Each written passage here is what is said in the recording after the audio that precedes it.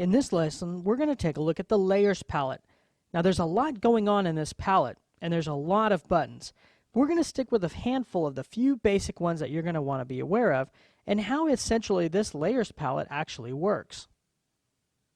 All right, for this, we're going to open up a flat image that I've taken in a vertical position, and one of the things that we want to go ahead and do is rotate this image.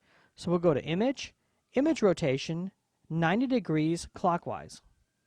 Okay, and essentially I've got this image of a statue here. Now, what I'd like to do is cut this image out. I'd like to take this and cut this object or the statue out of this image, separating the background from the foreground. Now to do that, we're going to have to utilize the layers. Now we can go to Window, down to Layers. We could hit F7. We could also hit this button right here. It's got like kind of a solid rectangle and then a transparent one.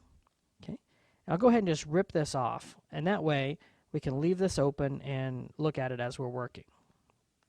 Now, the first thing you're going to notice in this palette is that it has an eyeball and the word background. So if I try to click on this eyeball, nothing happens because this layer is locked as the background layer. Now with the background layer, what's unique about this layer is at the bottom of the stack, so it's going to be completely opaque. So watch what happens. To get rid of this word background in italics, as well as this lock, all we have to do is double click on the word background, and we'll bring up this dialog box which says New Layer. No problem, we'll hit OK. And all of a sudden the lock is gone, the layer is renamed, and now it's bold and not italic. As well as all of these other buttons and sliders became active. Now, I can actually come in and turn this layer on and off. Essentially, what I'm telling the computer is turn off this layer and show me the background. And in this case, we don't have a background. So we're going to see a checkerboard pattern. So let's go ahead and use some of the tools that we've learned about. We're going to use the Quick Selection tool. Okay, and we'll go ahead and I'll just make this brush a little bit bigger. And I'll just go through and roughly go through and select this statue. Okay, just like so. And remember, if you get anything that's extra that you don't need, you can press Alt and just remove that section.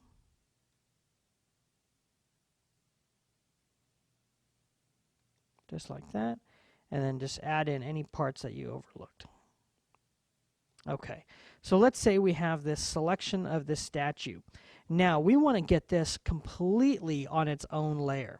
Okay, so there's a couple of shortcuts that I can teach you. You could also go up here to Layer and use some of the options that are available to you here, but I want to teach you how to do this via a shortcut. So Control-Shift-J will do something really, really interesting. In that, if I turn off this layer, look what happened. I have a background, and now I have an object. So layer 0 had the statue, and it's no longer there. Layer 1 is where it got moved to.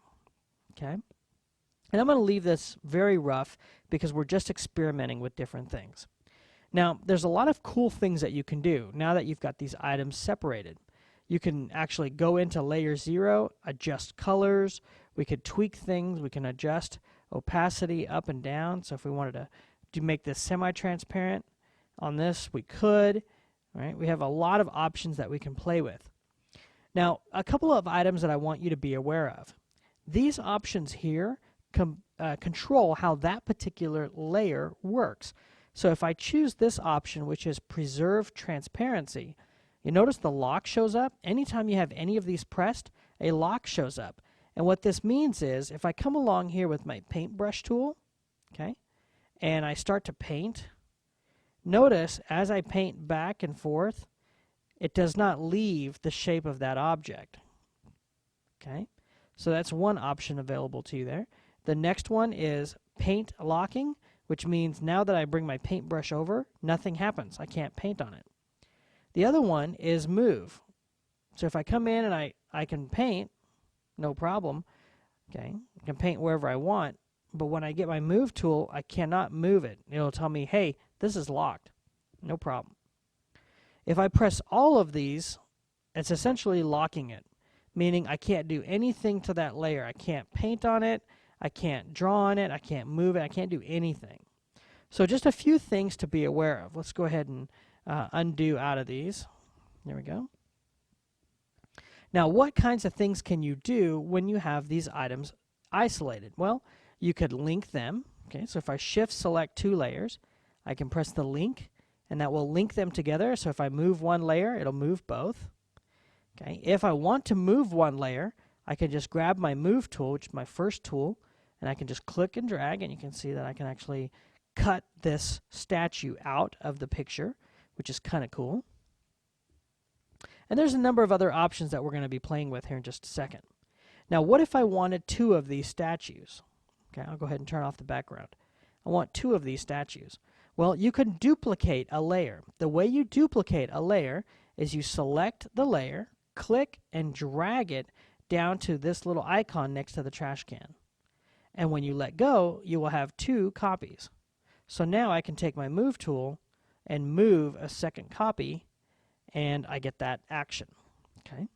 Let's again, you select the layer, click and drag it down to this icon right here, and you will get a second copy.